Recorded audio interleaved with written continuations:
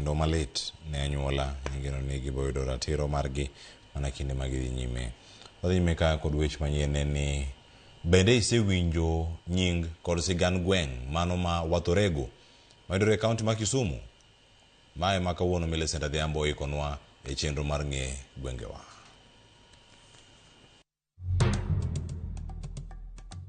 Nyakwaramoge Ajwang' endi chario manyien kendo akaw thuoloni mar wake ni machiegni e tielo machielo e chenro ni mar ng'e gwengewa. Ka jumani kalapapla mar ng'e gwenge pod onyondore mana e kaunti ma Kisumu kuma owuok e sub kaunti ma Seme e gweng' ma Luala Kombija, Ofuyo ma odhi Opiyo e gweng' ma ong'ere ni Wathorego mayudore e sub kaunti ma Kisumu East.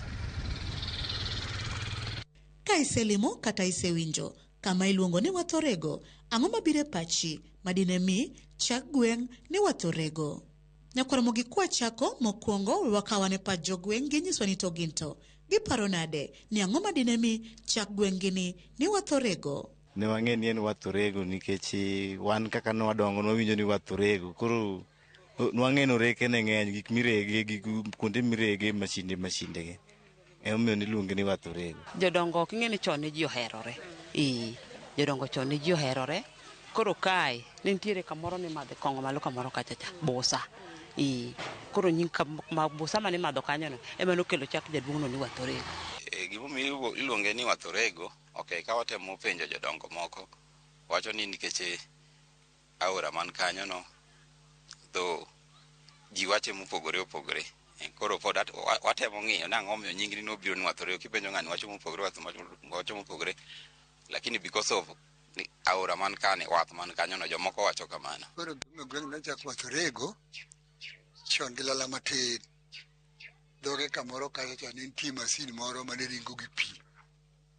Koro niluongo ni Wathorego mar Wahindi ni sechego. Koro kobedo ko Wahindi go bende dar, to koro nyingni nomiyi nyingni wadhi Wathorego. Wath no ne en masini ne momiyo nokelo nying mar Wathorego. To wath nobedo wath aora, but koro masin mane Wahindi oketo mane rego no ema nomiyo chaka wadhi Wathorego. Bang' winjo paro mopogore ma jogweng' ma Wathorego oselieko kotenore kod nono mar nying gweng'ni, we koro wawinj anena nadiri mar kuku mar wach ni kanye kotenore kod gima nomiyo ochak kae ni Wathorego, to gweng'ni ne ochakore nade? Koro gweng'ni kaka nochake ni Wathorego, nitie jaduong' moro malo kar kae iluonge ne Orego Kojany. Wuon jaduong'no iluongo no Jany. Koro kaka omiyo noluonge no Jany no to mano to kang'eyo, lakini from Wathorego to ne iluonge no Orego. Koro nitiere dho wath moro kar kae dho wath mwantie go kar kae iluongo ni wath mar Orego. Koro kar kanyo ne man jaduong'no ohero luokore. Dho wadhno en owuon en kende mano luokore. Maka ni luokori to ni kwala luokruokne. Kech ne en jaduong' maler ma kochako rudhore otieko gimoro 3 hours kapod oluokore aluoka. Ochako gi tiende, koserudho tiende korko odonje dende. Kosetieko korko dhi dala. Maka nowuotho to en jaduong' mana kamonyono ong'iyo ang'en kamonyono nyono mos. Chon kar ka niluongo ni daraja. Nikech ne en daraja mane ndara mokwongo. Koro kane olos kar ka tiluongo kar ka ni daraja. Ma en nying daraja. Koro Wathorego no koro Orego wuono Janye mokele emo madho daraja. Koro ng'iyo ni kar ka en Wathorego. Wadhorego. Koro nonego biluongo ni Wadhorego kama Orego luokore. Gweng' ma Wathorego humbe landore kod weche kata timbe mage. Gimong'ewago kaka jo Wathorego en ohalni matindo tindo. Sana e chiro ka sani nosegernwa kuonde miuse ka. Chon kane wadongo ne gin mana dukni moko mag lolo. Sani wantiere gi stima, inyalo donjo cyber wan go machiegni. Gin johala. Tie johala macha uso pi, moro uso lewni kacha, otende ni kuonde gi jopeng, kang'o gini go jotweng'o ging'eny. Okay, gimitimo kae maduong' en ng'enyne ni igolo kuoyo piny kanyo. Ji ong'eyo kaka area ni en area migole kuoyo. Niang' be wapidho, ong'e kaka jopith mag niang'. Aeto gi biashara matindo tindo ma watimo. En ni Wathorego ni ondego dhoudi ka machiegni ang'wen. Kadero, Kamenya, Konya, kod Kaburu. Kar kaendi wan wahero pur. Kar kanyo mombo landrego wahero pur. Avocado ntiere mwatero nyaka town. Ma kichiewo sa 11, jomikuongo romogo en mana mine. Wan chuo wan owuok gimoro sa 12 kwadhi tich. Joma mine wuoga sa 11. Idhi nwang'ogi ka gin gi avocado girie town. Chakre Kondele kacha chaka girie town. To gin dongruoge mage ma gweng' ma Wathorego osenyuolo e ngima jodak makae. Skunde ma wan go, wan public schools ma wan go to within ka onge. Nitiere mana wan go machiegni gimoro 100 meters koa ka skunde 3. Wan gi Kianja, wan go Buolo, wan ga Lango, Angira bentie bathe ka. To gina machiegni. Yeah. Osuptal wan go Buolo malo ka, ok bor. Wan gi Disciples of Mercy dispensary ni piny kae. Kata Gita wan go malo ka. Apeni wantiere go en mani ok gibech ahinya.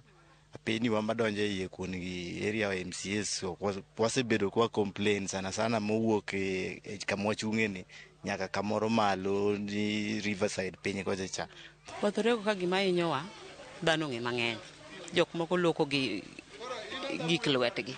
Koro ing'eni tamo jomoko man gi lwetgi nono gi. Ng'ato ok nyal loko malong'o. Kata mwalo kacha Muhindi nosekelo wholesale. Muhindi dhi gi dweche 3. Gima riyo Muhindi wan wakia. Ka kata ng'ato yawo ohala ok dhi mbele. Koro mane sida mantiere Wathorego ka.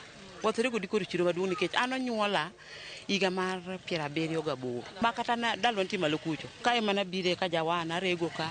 Anyiewo gimoro amora ka. Sani kura dhako moti. Atedo piny mar Ugenya okwala. Tadak e iye ka. Tarom kama tonge dongruok. Dongruok onge iye ka.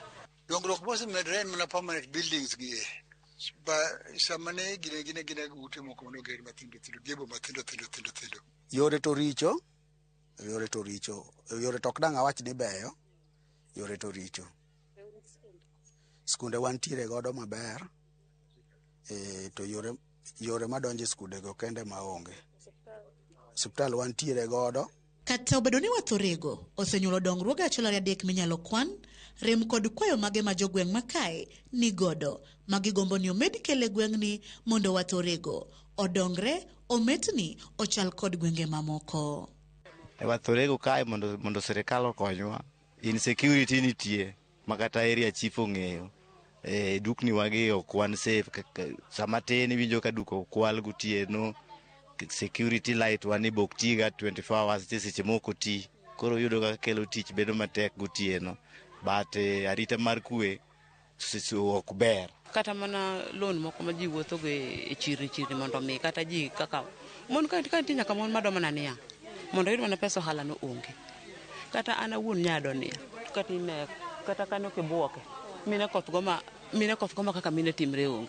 Kolosnwa ndara to gi chiro ni wabro dhi mbele maber kabisa. Mar ariyo, skunde omed gernwa olosnwa gi e yo maber kabisa. Jotendwa ma wayiero gi moko osebedo ka gidwa diyo ahinya in terms of maendeleo. Koro wakwayo ni mibro yier kata matiyo gimede ng'iyonwa yore mag maendeleo ka gitudore gi president moseyie tudore kodwa ka kelonwa kony. Chiro nochakore 2007. To kaka ntiere pok orwake. Chiro pok oyaw nyaka sama wantigodo kani. Koro to ka koth chwe bende kata kigoye picha tida ka koth chwe bomon saidi miyo kana bodo ok nyal boke ka koth chwe saidi. Koro wagombe ni mondo loknwa go kere permanent kaka sani chik masani igero block bed modern market. President emo nyalo kwayo. Nikech MP kwayo to MP gimo wachonwa onge. En kanotimo campaign owacho mana ni sina baba sina mama sina matene noonge jonyuolge ka gima koro nyalo timo ka koro onge. Membe nwasawe kamanendo. Men gima koro wanyalo wacho koro en mana koro wacho mana president Ruto ni en man koro nyalo losono wang'a yore duto te.